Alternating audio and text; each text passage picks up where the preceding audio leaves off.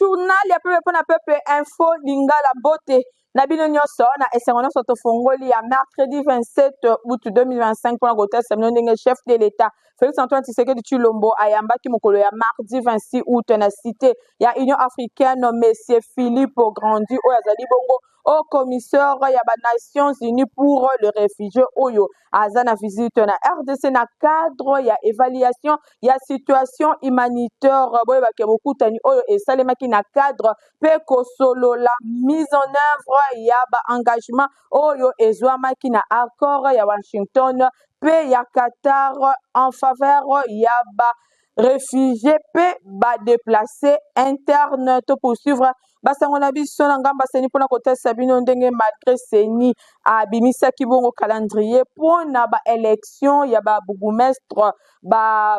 maire ya la ville pe misusu kasi ti sikoyo incertitude eza makasi mpona ba élection oyo ndenge rédaction ya info lingala emeki mwa moke korefléchir yango na commentaire ya héritier Mapindema. Mikolo euti koleka commission électorale nationale indépendante seni na mokuse na bokambemi ya président na yango Denis Kadima Kazadi babimisaki calendrier électoral pour na élection ya ba maire ya ba ville élection ya ba bourgmestre elongo na ba adjoint na bango pe bongo na bongo nzokande nouvelle oyo seni apesaki et sepelisaki batu ebele batalaki ke ba élection oyo depuis RDC abanda ba cycle na ya ba élection ezali kosalema te depuis 2006 et loko moko ya malonga ezali kosalema te ba bourgmestre ba maire ya ville pe bongo na bongo bazalaka kaka nommé nzokande esengelaki ba élection eyeba na kosalema calendrier oyo ya seni ebimaki batu ebele bakomaki na elikia kasi lelo incertitude ekomi makasi malgré calendrier ebimaki eloko moko ezali kosalema te eloko moko ezali respecté te depuis ba candidature esalemi te commission électorale nationale indépendante azali kobeta mbela alobi azwi nanu financement ya gouvernement te incertitude oyo etomboli lisusu mongongo ya ba conseillers municipaux oyo bazali kotala ke ba bourgmestre bazali kodiriger ba commune ebele awa na ville ya Kinshasa pe bisika mosusu na République démocratique du Congo bango te mutu bavota bango ekozala boni bayeba na ko rendre ba compte epai na bango cohabitation ezali vraiment difficile nzokande na conseil des ministres moko elekaki chef de l'état Félix Antoine Tshisekedi Tshilombo alobelaka likambo ya financement ya ba élection oyo boye batu ebele bazali kokamwa boni gouvernement azali koumela kobimisa misolo pona ko permettre seni à organiser ba élection oyo ekozala étape moko importante parce que développement ya mboka esengeli ebanda na base boye soki kotika ba bourgmestre bayeba na kosala mosala ndenge bazali kosala ba maire ya ville bango pe bazali kosala kaka na ndenge na bango pamba te bazala élite to kosenga na gouvernement asala makasi pona ko débloquer mbongo enfin ko permettre seni à organiser l'élection oyo pamba te calendrier ici ebimaki. Secrétaire exécutif provincial ya Union congolaise ville ya Kinshasa Brèche Engali Obama aza kokoba se kokoba ko implanter iko bisika nyonso surtout na système na ye ya mardi malongi bona na ba détail elongo na Fabrice Lundombi pe Héritier Mapindema.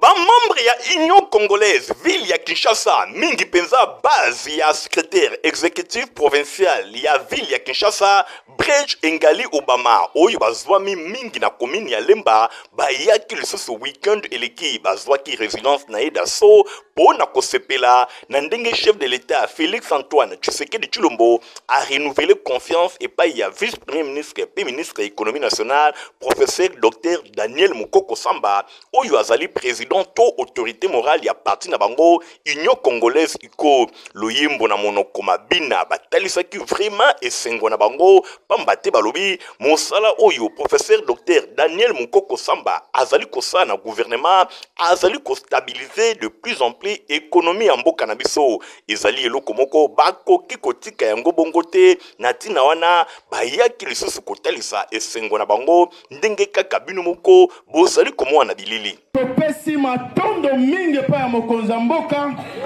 oyo a renouvelé lisusu confiance na ye et pas ya notre autorité morale le professeur docteur Daniel Mukoko. Topesi lisusu félicitations et pas ya notre autorité morale le professeur docteur Daniel Mukoko Samba. Notre autorité morale azolité pour biloko akoye sala nini ekita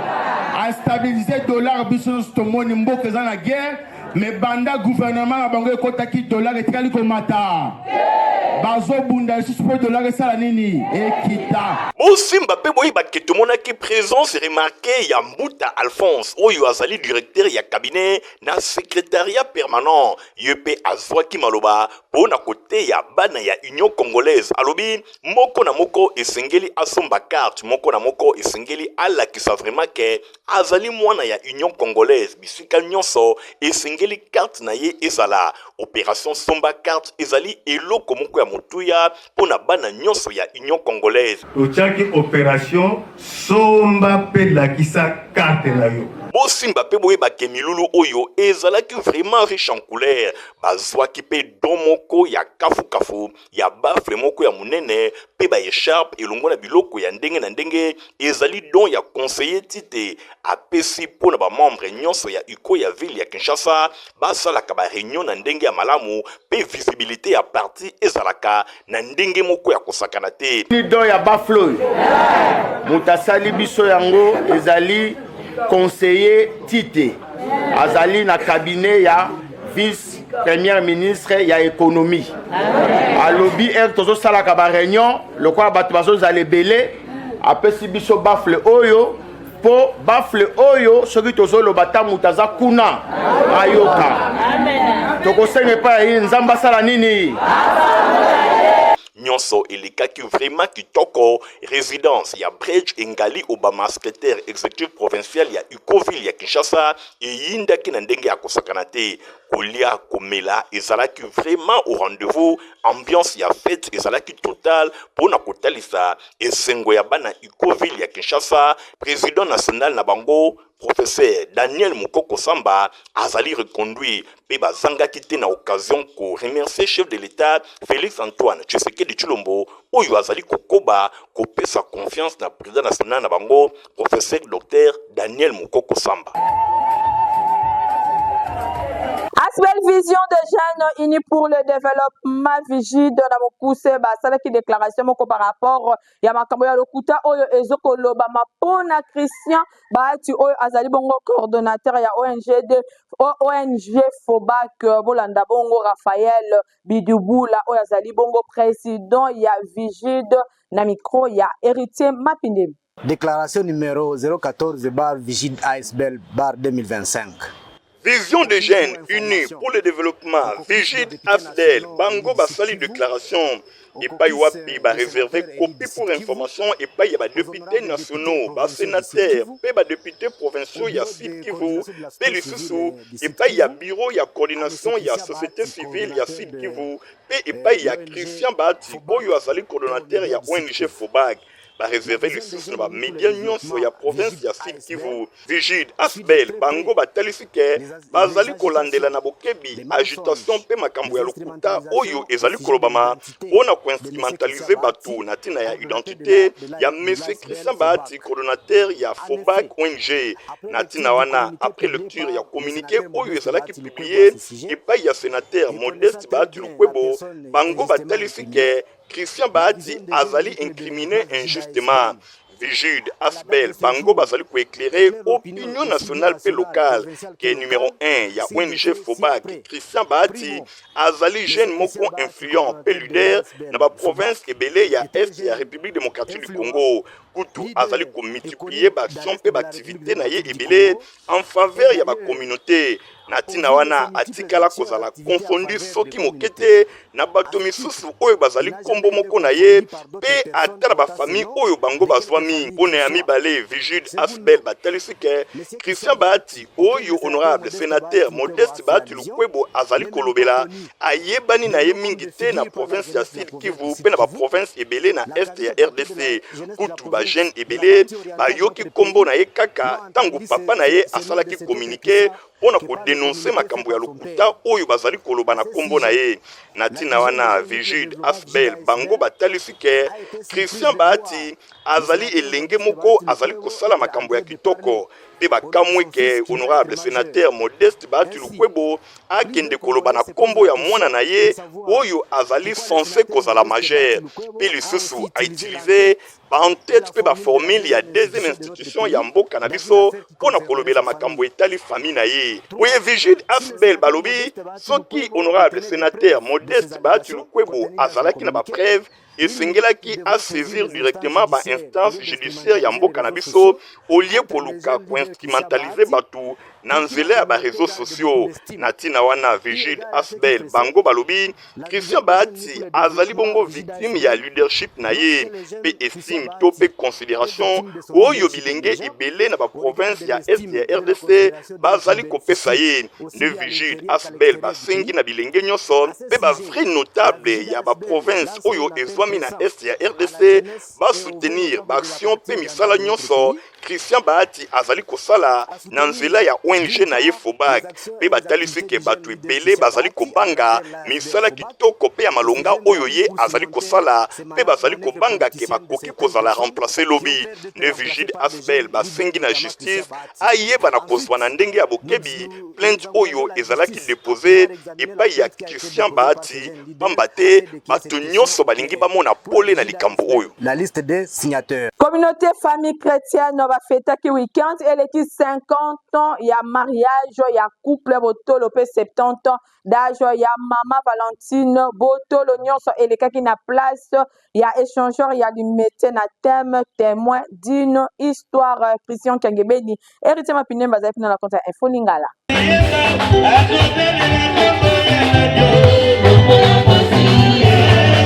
Sous les charmes d'un amour vrai, des doubles événements ezalaki célébré dimanche 23 août 2025 pour un espace échangeur na commune ya Limete. Ezalaki bongo dimanche 23 août 2025 na présence ya batu ya ndenge na ndenge de 50 ans de mariage ya couple botolo papa Léon na mama Valentine pe 70 ans de vie ya mwasi ya yambo ya communauté famille chrétienne Totangi Valentine Botolo bosimba pe boyeba nyonso ebandaki na vernissage ya livre intitulé La communauté famille chrétienne et son jubilé d'émeraude. Bref parcours avec les fondateurs et sa vision oyo ekomami na frère Godefroy Manzala Mango. Bona kozwana ye maloba auteur atalisaki motivation pour na ko rédiger livre oyo na kolandela ka misala malamu ya fondateur pe visionnaire ya communauté famille chrétienne na tour na ye pe le grand esprit Léon Botolo Magoza ye alobaki azali honoré na kosala vernissage ya livre oyo pambate événement oyo ezali étape moko importante na vie ya communauté famille chrétienne en général pe ya auteur ya livre frère Godefroy Manzala Mango en particulier na sima balekaki directement na vernissage ensemble na molongali na ye pe vente aux enchères et salemaki kitoko pambate bato nyonso batalisi intérêt na bango na kozwa livre oyo na micro ya info lingala journal ya peuple boyoka conseil ya le grand esprit papa Léon Botolo Magoza ndenge alobi 50 ans liboso ya li grâce à Nzambe pom to boye ko kufa avant to ko kabwana mais bolingo Nzambe garder biso ensemble libale za mibeko nango fuko ba ko tosa mibeko wana na miso Nzambe pe kozala na humilité na pardon pe na kata dialogue. Amen. Et bongo na makambu ya boye batu bazanga ko se manifester luvunu pambate ba délégation ya ndenge na ndenge balekaki pona ko féliciter couple Botolo pona jubilé d'or ya mariage na bango pe 70 ans ya vie ya mama Valentine Botolo talaka ka fête tobinate couple Nzambe botolo tika Nzambe akoba na bino info lingala mobimba ba souhaiter joyeux anniversaire na mama ya yambo ya communauté famille chrétienne Mama Valentine Botolo.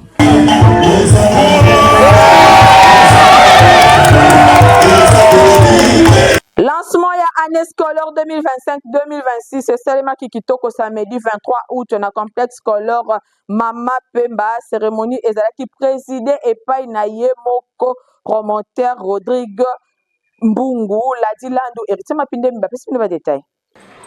Lancement ya année scolaire 2025-2026 et Salemaki Kitoko na complexe scolaire Mama Pemba 1 école ya Fondation Nerombungu et pa wapi réunion moko ya kafu ezalaki organisé pe ezalaki présidé et pa ya promoteur Rodrigue Mbungu nyonso e bandaki na prière ndenge kaka na complexe scolaire Mama Pemba ezalaka lokola momesano Nzambende azali force na bango nyonso elekaki kitoko bongo na sima ezalaki bongo cordon nidol azwaki maloba pona kotalisa bato eloko nini esengeli basala pe atalisaki bango personnalité ya honorable Nerombungu mosala kitoko ye azali kosala pona oyo etali encadrement ya bana na kotiaka ba école oyo ezali kopesa formation ya kitoko pe ya qualité epai ya bana nyonso elekaki vraiment kitoko ba directive ba orientation nyonso ezwami enfin que année scolaire 2025-2026 ezala vraiment na succès makasi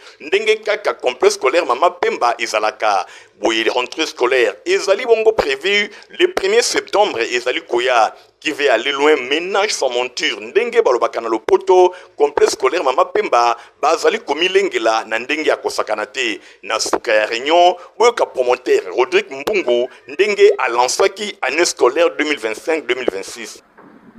Les autres devant nos financiers qui est représenté par Papa Kitsisa, devant les enseignants, au nom de son excellence, le Fumwa Bangamoyo, double brassard, triple brassard, M. Mbongo Nero, notre visionnaire, nous lançons officiellement et solennellement l'ouverture de l'année scolaire 2025-2026.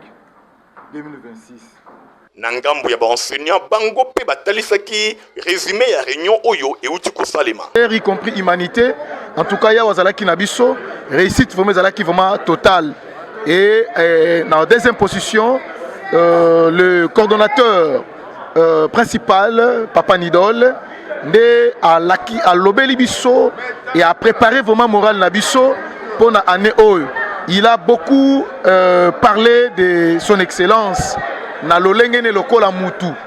na lolengene lokola politicien et na lolengene kolingela kozalela vraiment esika nyonso soki oyebi mutu malamu okoservir ye malamu tonisami na isengo pona nazobenga ngo lokola mululu moko ya munene pona ngai c'est historique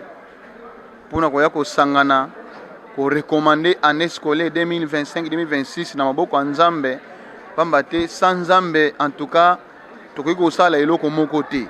pe bato za nango eza ya ye makasi to ya kosala musala eza ya ye yango wana na tondi botondi pona excellence lokola zwa initiative wana ya kotia toujours Nzambe liboso na misala na nyonso raison pour laquelle toye kokumisa Nzambe to dédié année mobimba ete Nzambe atambola na biso elongo. Je sais que ba école eza ebele en tout cas ezape mingi te oyo bazana initiative oyo abiso awa olengi totiaka Nzambe liboso boye nyonso ebandi déjà na complexe scolaire Mama Pemba école ya Fondation Nerombungu pamba te le 1er septembre makambo nyonso ekozala prêt pour na ouverture ya année scolaire. Inscription ebandaki déjà na complexe scolaire Mama Pemba 1PD école ya Fondation Nerombungu kuna na commune ya Kisanso Bolanda. Ozali moboti ya mwana kasi yende beki na yo ya lobi ondimi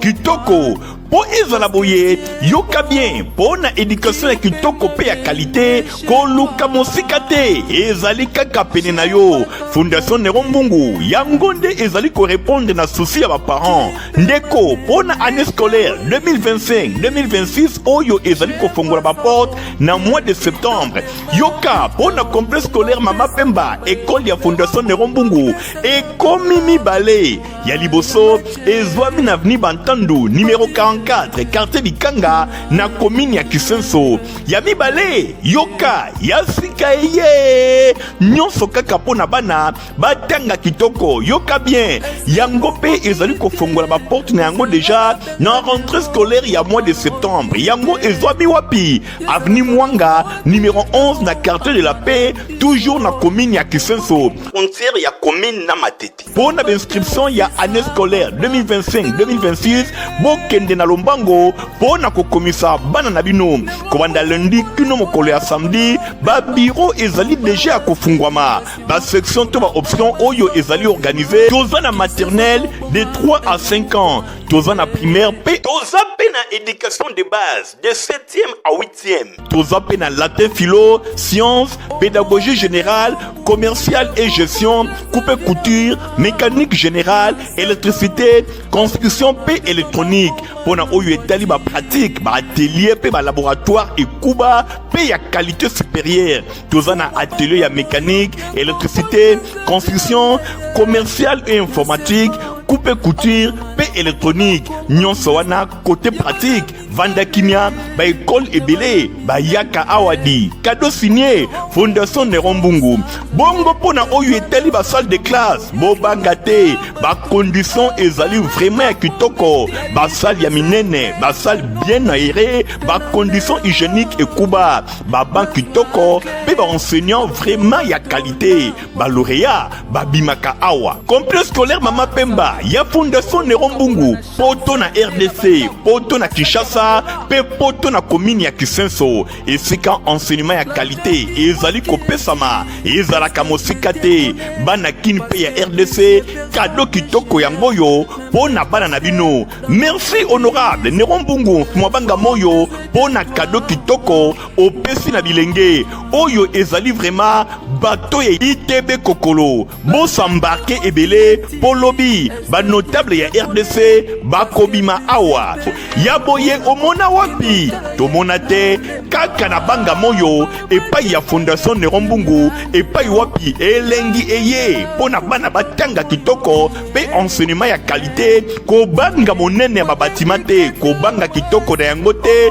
pe enseignement ya qualité kobanga te kasi Minerval ezali à la portée ya moto nyonso po fondation Nerombungu aza na souci bana ya RDC batanga kitoko boya ebele bokosepela boza deja ya kosepela kuna pe na collège Auka bazali koko base koko bana ba inscription pour na année scolaire 2025-2026 kuta baona ba extension na bango oyo ezwami kuna na ba commune ya Bumbu pe ya Makala mosungi ya baparent aye lisusu ndenge kaka amesana makambo ya sika yangoyo ebandi pona année scolaire 2025-2026 pona collège prof Auka elongona yemoko le promoteur John Auka Moma le grand baoba oyo alingaka bana bino batanga kitoko aye lisusu na ba surprise ebele j'ai bien dit ba surprise ebele bosimba na cycle maternel de 3 à 5 ans aye na makambo ebele kasi misolo eza na yango muke toza pe na primaire na collège prof Auka kobanda na première année tu na 6e année à part wana tozali pe na éducation de base de 7e à 8e yaboye etikala kozala te kaka na collège prof Auka ba parents bayoki balobi collège prof Auka nde mosungi na bango na collège prof Auka enseignement eza vraiment ya qualité malgré Minerval eza nango ya muke prix ya nyampoul pe ya gratana kasi enseignement ekuba papa mama yoka kitoko kobanga kitoko ya bâtiment oyo ekuba te nyonso to Minerval ezali à la portée na bino nyonso kasi mwana akoki kotanga na ndenge ya kitoko b'inscription eza nango ya ofele esi ebandaki déjà ezali kosalema chaque jour de 8h à 16h okotuna ngai collège prof Auka ezwami wapi yoka bien kanga adresse oyo collège prof Auka ezwami na commune ya Bumbu mingi penza na avenue Luyeye numéro 9A na route Elengesa pene ya Wenze ya likolo ya Makala mosusu pe ezwami na avenue Nkolo numéro 36 Pene ya le destin topé na direction ya souci MM. Enseignement ezali vraiment ya qualité pour ba enseignants bazali très qualifié. John Aouka Moma le grand baoba azali kosangisa expérience elongo na jeunesse. Kuna pe ba classe ezali bien aéré ba salle de classe ba condition kaka ndenge UNESCO azali kosepela. Kuna vraiment ba condition ya kitoko kasi minerval ya muke ndenge moko promoteur John Aouka Moma le grand baoba alobi. Sengi kaka na maboti bo ya na 40 000 pour la primaire, 45 000 pour la maternelle, et 48 000 pour la 7e et 8e. Wana ezali ba compte oyo tolingi kozala ngo bossa na bandeli année scolaire qui les 30 septembre pour mettre biso to faire fonctionner l'école. Bosimba pe boyeba ke wana ezali a compte kasi ba monta misusu etikali ba parents bo bangate e kozala discuter na mois d'octobre mingi penza na début na yango entre comité de gestion ya collège Prof Aouka et longo na ba parents e kozala na yango eloko moke kaka ndenge amesana. Na collège Prof Aouka ba élève basalaka ba visite guidée bisika ebele po na kofongola ba mémoire na bango. Papa, mama, na misolo muke mwana atangi kitoko pe asilisi na mystique ya fourmi po azala utile na société. Bosimba ke ba notable ya lobby ya RDC bakobima awa, ba lauréat babimaka awa. Collège Prof Aouka yende mosungi ya bana. Collège Prof Aouka yende champion. Préfet Louis Kabangu a fongoli bongo centre de formation professionnelle technique na 45 jours ya pamba au komi bongo technicien. Tango ya koyekola esili nanu te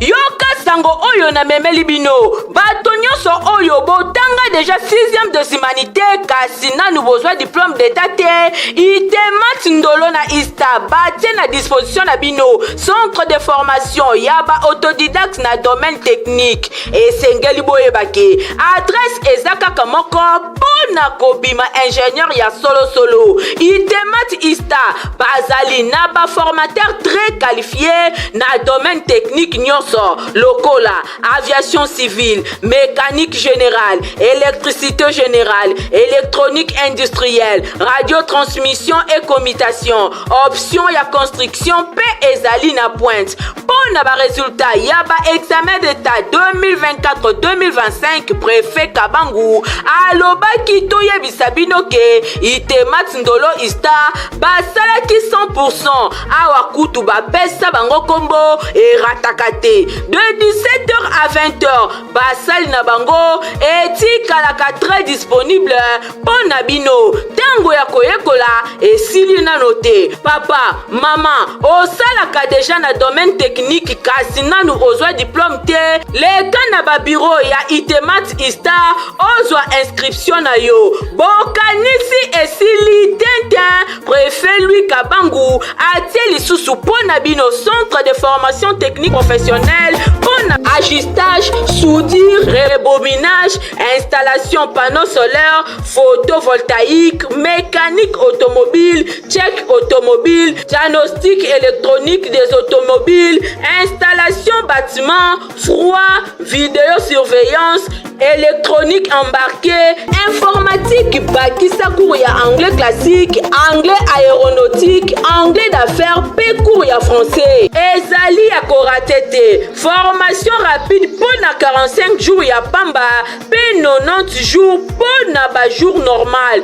Comment utile na société, yekola musala, adresse kaka moko itemat ista na commune ya Barumbu, tope obengi na numéro oyo ezali affiché na ba écran na biso. Soyez les bien koya.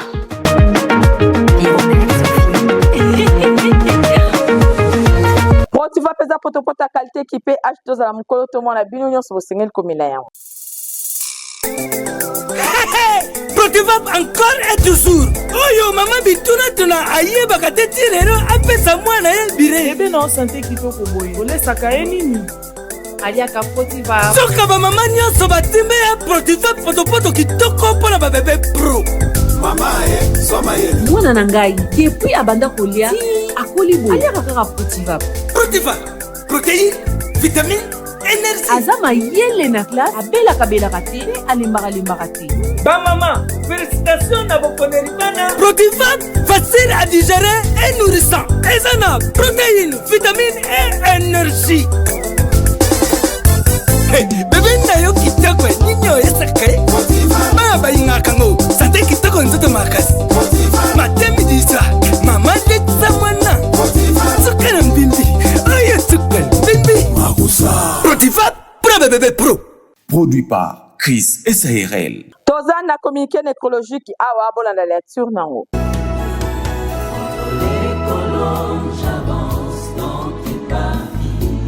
Famille Kaluseoko bazana mawa ya kwebisa na bandeko baninga pe bayeba na bango nyonso liwa ya mwana pe ndeko na bango ya mobali Nathan Kaluseoko ye akufaki depuis mokolo ya samedi 23 août 2025. Oye programme ya matanga ezali boyi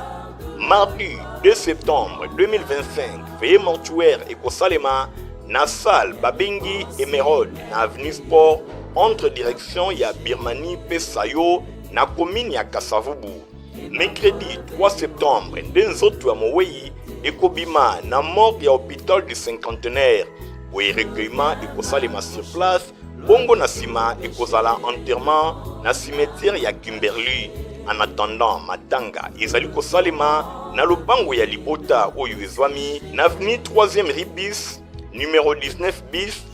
pene ya station Bongolo. Référence église Liloba Topé école Fasta na commune ya Kalamu. Sika ete communiqué oyo ekomela bato nyonso bayebaka Nathan Kaluseoko. Dans les parvis de Dieu vivant qui le sol et le vent. Et là, on est ici la KT Info, la journal, il y a peu de peuple, il y a mercredi 27 août 2025, et comme il a su que c'est peu là que nous ça merci, na grâce Boba, oyo, akumela ki édition, na sima caméra, tozaki na Igong Ting, montage, sima maki, na Christian Kengeben, journal, à peu de peuple, supervisé, et pas héritier ma punim, bande ko boti kalamalam, au revoir.